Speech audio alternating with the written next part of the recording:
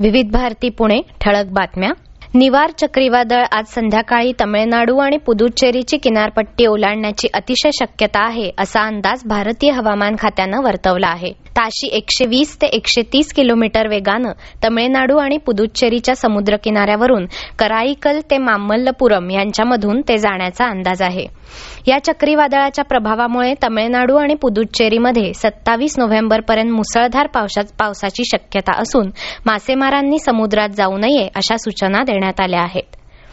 देशात आज सकाळी संपलेल्या 24 तासात 37,816 रुग्ण कोविड-19 आजारातून बरे झाले, तर या कालावधीत 481 जणांचा कोविड-19मुळे मृत्यू झाला.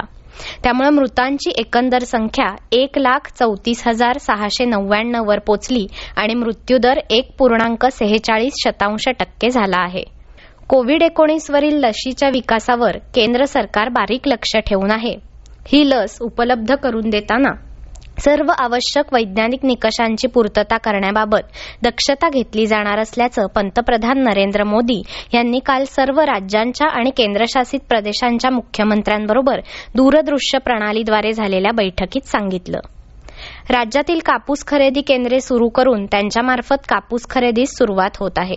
महाराष्ट्र राज्य सहकारी कापूस उत्पादक महासंघाद्वारे पहिल्या टप्प्यामध्ये शुक्रवार 27 नोव्हेंबरपासून एकूण 16 कापूस उत्पादक जिल्ह्यातील 21 केंद्रांमध्ये तसंच 33 जिनिंग मिलमध्ये कापूस खरेदी केंद्र सुरू करण्यात येत आहेत.